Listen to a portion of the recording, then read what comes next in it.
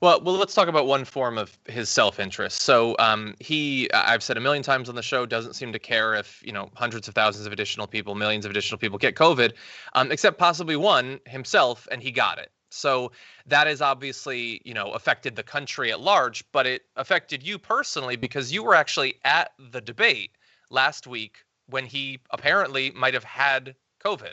I know, right? It just gets worse. I was at the debate, a guest of Vice President Biden's.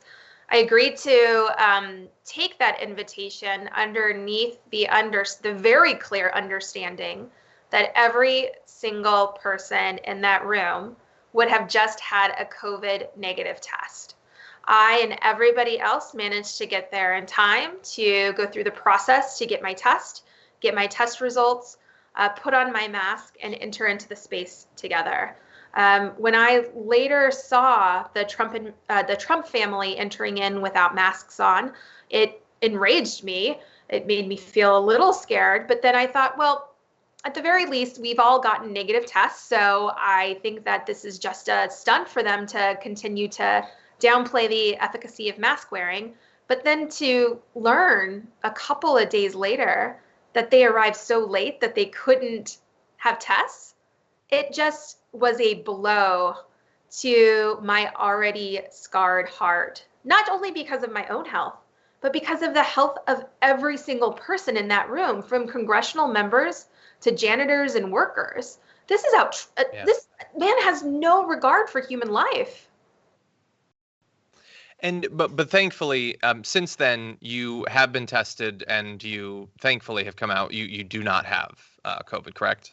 Yes, I've tested negative, but even with that, I am adhering to a self-quarantine.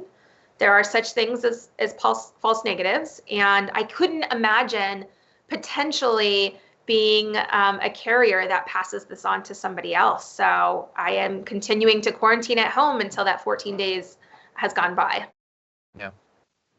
You mentioned, obviously, so you appeared at the DNC. You were a guest of Joe Biden for this event. I honestly have no idea to what extent you've spoken with either the nominee or his team.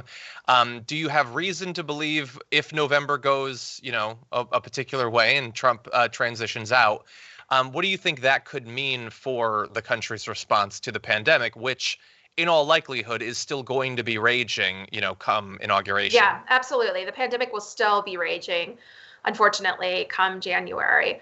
I've been in some contact with the Biden campaign, and we at Marked by COVID are developing a policy platform that has a real focus not only on the response and the recovery, but also the resiliency and restitution pieces to ensure that we do not end up in this situation again, and also to ensure that the families who have been most impacted, that their needs, their long-term needs, are centered.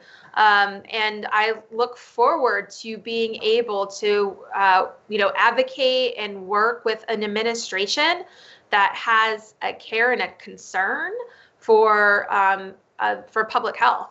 That being said, obviously, the Democrats and the Biden campaign is not a panacea to all of our issues and problems, but I am very confident on day one, Joe Biden will enter into office and prioritize COVID response and recovery. And that's exactly what we need in order to start to even imagine getting on back on an economic track. Yeah. But between now and then, and especially between now and the election, when we'll find out which way it's going to go, if somebody's watching this and they want to do something, what can they do? Where can they find out more information about Marked by COVID? Yes, please join us on one of our social media platforms. So we're on Twitter, Facebook, Instagram at Marked by COVID. We're also on our website, markedbycovid.com, where you can, if you yourself have been marked by COVID, please reach out. We want to connect with you, connect you to others, and help you tell your story. And then there's also ways to donate, get involved on our email list, and stay in touch. Awesome.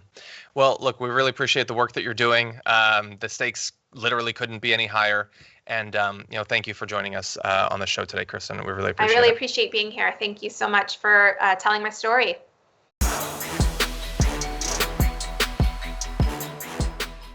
For more political news breakdowns, interviews, stories of activism, and me trying my hardest to care about the occasional big celebrity news story, subscribe to our YouTube channel at youtube.com/The Damage Report.